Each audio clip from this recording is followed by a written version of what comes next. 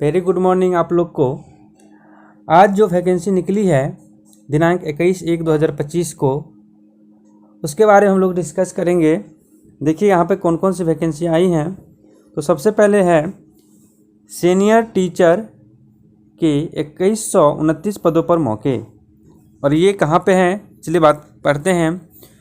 राजस्थान लोक सेवा आयोग, राजस्थान लोक सेवा आयोग ने सीनियर टीचर के 2129 पदों पर भर्ती के लिए आवेदन मांगे हैं।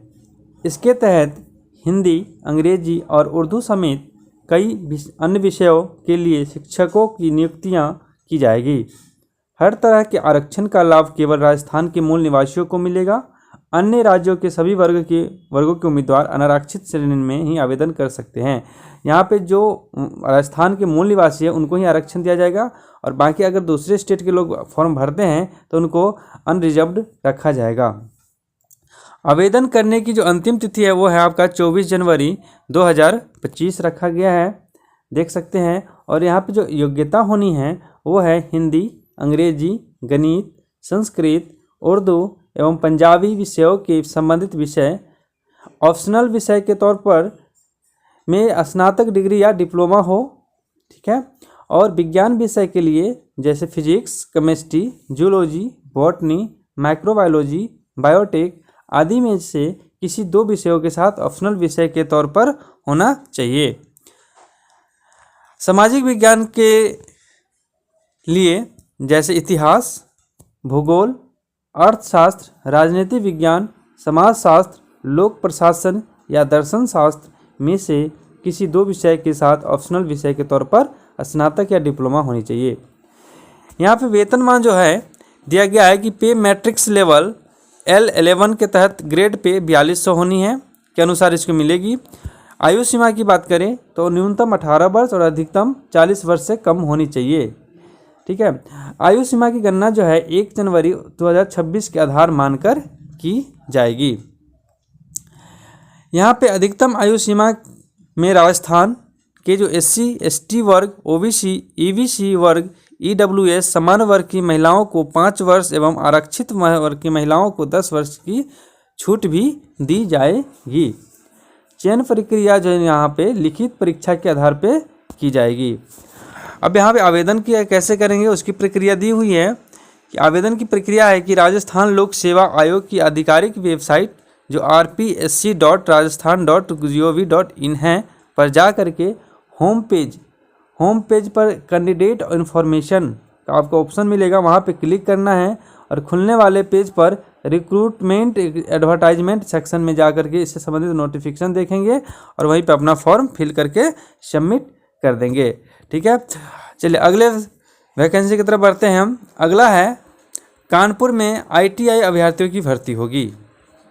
अब कौन सी कंपनी है तो यहाँ पे है HAL, देख रहे हैं, हिंदुस्तान एरोनॉटिक्स लिमिटेड। HAL ने कानपुर इकाई के लिए ITI एवं वोकेशनल +2 अभ्यर्थियों से आवेदन मांगे हैं। इनमें इलेक्ट्रीशियन, वेल्डर समेत अन्य ट्रेड शामिल है। HAL द्वारा पदों की संख्या का विवरण जो है नहीं दिया गया। यहाँ पे कितनी पदें भरी जाएगी इसकी अभी तक संख्या नहीं बताई गई है, लेकिन भरी जाएगी। योग्य एवं इच्छुक अभ्यर्थी आवेदन पत्र भरकर दस्तावेजों के साथ संस्थान के तय पते पर 30 जनवरी 2025 तक डाक द्वारा भेज दे। यानी जो भी लोग फॉर्म भरेंगे उस फॉर्म को क्या करना है, उसको दस्तावेज के साथ जो है संस्थान के पते पर आपको डाक के द्वारा ऑफलाइन भी भेजनी है। यहाँ पे योग्यता जो होनी है वो है आपका मान्यता प्राप्त बोर्ड से 10वीं या 12वीं उत्तीर्ण हो, साथ ही कोई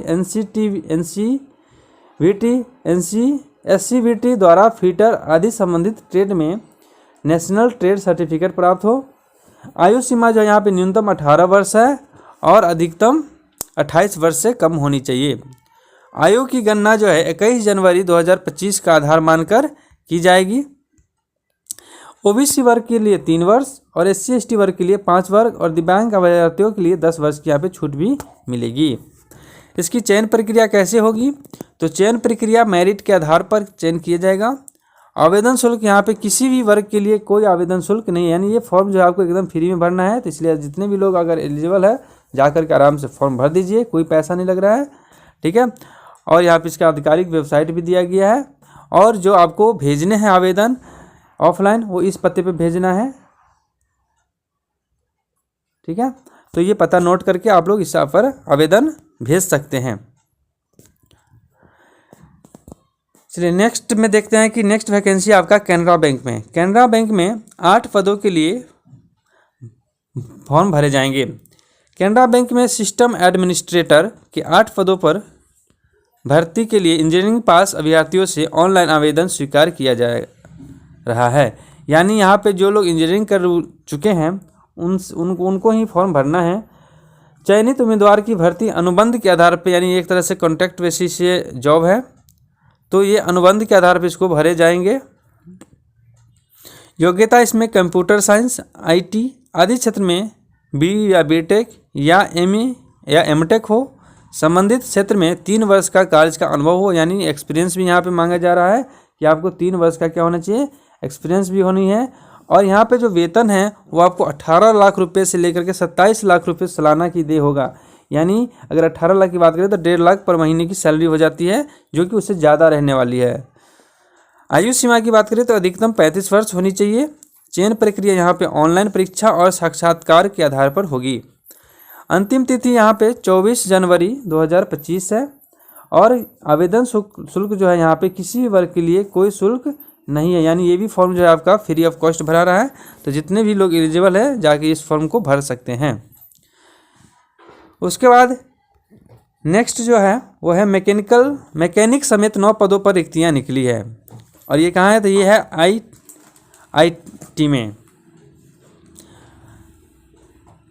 भारतीय प्रौद्योगिकी संस्थान मुंबई ने विभिन्न विभाग में 9 पदों पर भर्तियां निकाली है। इसमें से मेडिकल अफसर और मैकेनिक समेत अन्य पद शामिल है। आवेदन के इच्छुक उम्मीदवार IIT मुंबई की वेबसाइट पर जाकर 24 जनवरी 2025 तक ऑनलाइन आवेदन करेंगे।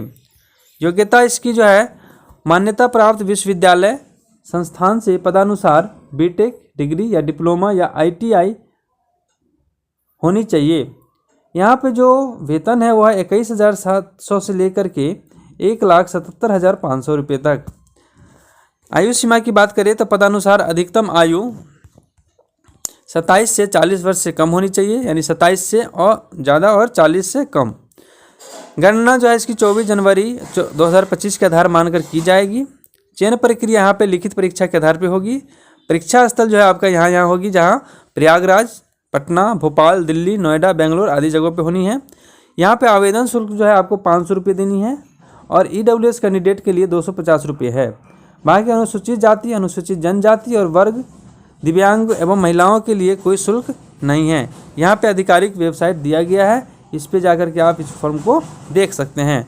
तो ये थी आज की भर्तियाँ। आप लोग को वीडियो कैसा लग रहा है आप लोग कमेंट करके ज़रूर बताएं। चैनल पे नए हैं तो चैनल को भी सब्सक्राइब करें और अपने दोस्तों के साथ शेयर ज़रूर कर दें। धन्यवाद।